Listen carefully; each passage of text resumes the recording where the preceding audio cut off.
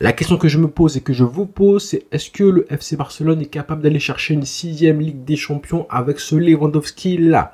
Je parle de ce Lewandowski actuellement, là, celui qui traverse les matchs comme un photo, mais qui ne marque plus depuis un petit moment. Ça fait un petit moment qu'il n'a pas marqué un petit but ou gagné un match à lui tout seul. C'est vrai qu'il y a eu des 1-0, rappelons les matchs où il a quand même rapporté 3 points au Barça en février, c'est vrai. Mais là, attention à la disette qui pourrait se prolonger. Si j'en parle en plus, c'est parce qu'aujourd'hui, demain soir plutôt, le Barça affronte l'Atlético Madrid. Et dans les rangs des colchoneros, il y a évidemment Julián Álvarez. On l'aime beaucoup. On l'aime beaucoup. Je sens cette espèce d'amour, d'affection chez tous les supporters du Barça envers Julián Álvarez, notamment évidemment grâce au fait qu'il a contribué à gagner le Mondial 2022 avec l'Albi Céleste et Messi. Mais on aime beaucoup le style, le mental, le profil du joueur et on se dit qu'il collerait parfaitement à ce Barça-là. Il y aura un duel. Il y aura un duel demain dans le match entre Lewandowski d'un côté et Álvarez de l'autre. On a déjà vu un petit peu des prémices de son potentiel et sa capacité à faire mal au Barça en Coupe du Roi lors du match aller. Et demain soir, malgré la fatigue, les colchoneros qui ont joué évidemment mercredi. Donc un jour de repos en moins pour les colchoneros, ce ne sera pas négligeable. Un jour de repos en moins pour eux et en plus, ils ont joué 120 minutes, plus des tirs au but. Donc nerveusement, il y a une espèce de fatigue mentale, physique, une usure après une élimination en plus. Ils ont pris un coup moral, c'est normal. Et c'est donc au Barça d'en profiter. Moi, j'aime bien ce concept de jouer ce match-là au Wanda Metropolitano. Parce que à l'extérieur, je pense que le Barça a plus de chances que affronter l'Atlético Madrid à domicile. Là, ça va être chez eux. Donc, ils sont supposés, en plus, ils sont en retard. Ils ont 3 points de retard par rapport au Barça. Donc, ils sont supposés faire le jeu, prendre un petit peu plus de risques. Donc, ouvrir un peu plus les espaces. Rappelez-vous ce qui s'est passé il y a un an de ça, j'en avais parlé hier du coup, en me rappelant, en se souvenant du match 0-3 gagné par le Barça à l'Atlético Madrid qui avait aussi été à l'époque très émoussé physiquement quelques jours avant la rencontre. On est un petit peu dans un cas similaire avec un Barça un peu plus frais, en confiance, tout va bien, les blessés, on n'a presque pas côté Barça, donc tout va bien, on a des sélectionnés en plus. La quasi-totalité des joueurs du Barça a été sélectionnée pour la trêve internationale. Donc pour ce dernier match avant la trêve, on espère un Barça qui sera en mode tueur tout simplement. Pour ça, il faudra réussir l'entame de match. Est-ce que vous avez vu ce qui s'est passé du coup mercredi avec ce match Real Madrid et Atlético Madrid, avec l'Atlético Madrid qui marque un but très tôt? Ça leur convient parfaitement. Si jamais le Barça fait la même erreur, la même boulette, la même bêtise que le Real Madrid et que le Barça lui-même a fait lors des matchs récemment avec des entames de matchs catastrophiques, et ben croyez-moi à 1000% que ça va très mal se passer pour la suite. Parce qu'ils vont défendre, ils vont prendre un malin plaisir à défendre leur but comme ils l'ont très bien fait mercredi face au Real.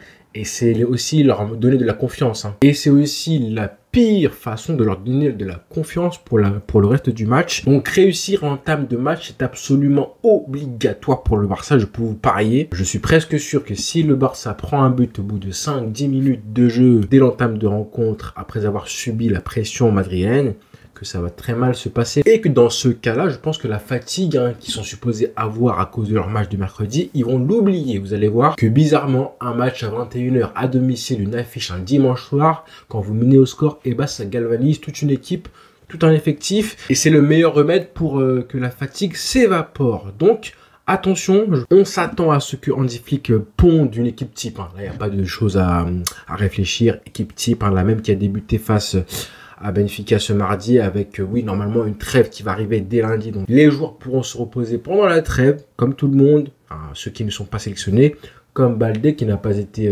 appelé par Luis de la Fuente. Et tant mieux, honnêtement tant mieux les amis, parce que voilà, je pense qu'il est en pleine bourre, il va rester à Barcelone.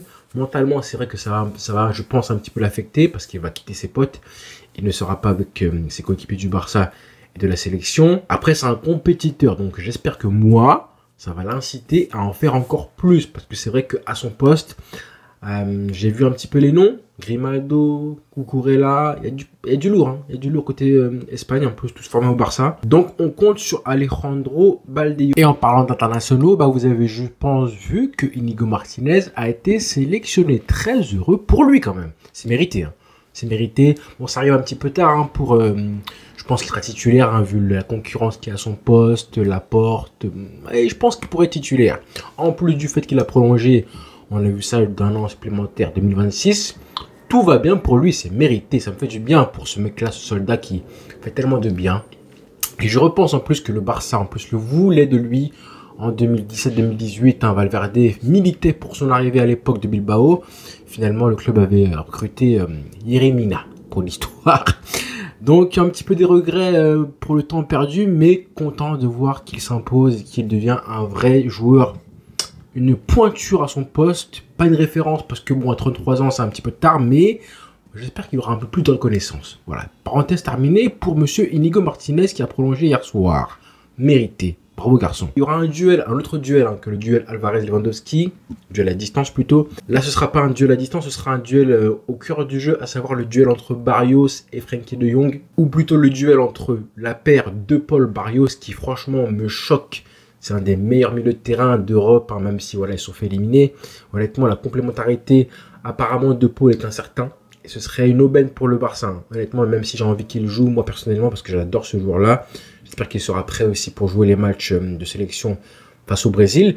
Mais quand même, la paire Barrios de Paul, attention à Pedri, Frenkie de Jong. D'accord, récemment, le Barça a affronté cette paire-là, mais c'était au Montjuic, là, chez eux, au Wanda, avec l'intensité, à domicile, avec les spectateurs. Attention à tout ça. Je pense qu'on peut s'attendre à une tactique habituelle côté Colchonero. Donc, ce sera au Barça de profiter aussi des espaces. Il y aura un peu plus d'espace, je pense, surtout en début de rencontre, que ce qu'on a vu là récemment lors du match Atlético-Barcelone au Montjuic. Mais je réitère cette espèce de feeling de penser que le Barça se débrouillera mieux, jouera encore mieux, peut-être un peu plus différemment, moins naïvement plutôt, là, à l'extérieur, au Wanda Metropolitano, plutôt que ce qui s'est passé au Montjuic où le Barça devait gagner. Attention aussi à Sorloth.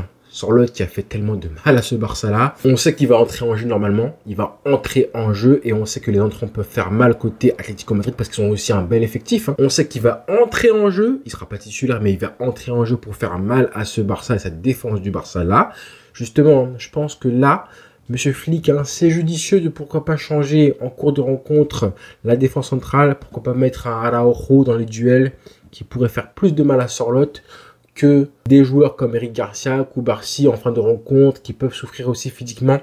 Attention car un match c'est pas seulement l'équipe titulaire, c'est aussi changer les rencontres et être décisif et roublard, vicieux, expérimenté pour réussir à serrer la vis, forcer un match et forcer la décision pour que le score soit conservé en fin de rencontre. Hyper important. Victoire obligatoire, les 3 points. Les 3 points, et si tu bats l'Atlético Madrid, tu les écartes complètement. Il y aura 6 points d'écart pour le titre. C'est évidemment l'enjeu de ce match. En gros, faire en sorte qu'il n'y ait plus qu'un seul concurrent pour la Liga, à savoir le Real Madrid, qui jouera aujourd'hui face à Villarreal. Donc voilà les frères, rendez-vous demain soir. Je suis pressé, hypé avant la trêve. Dernier match dégoûté. On a kiffé, on va pas être exigeant, on ne va pas se plaindre, les joueurs ont besoin de repos parfois, même s'ils vont aller jouer avec leur nation, mais quand même, on a kiffé sur kiffé. Donc on espère que cette période entre février et mars, qui a été très riche en matchs et en émotions, se terminera très bien avec une victoire au Wanda Metropolitano. Donc voilà les frères, bonne soirée à tous, ciao.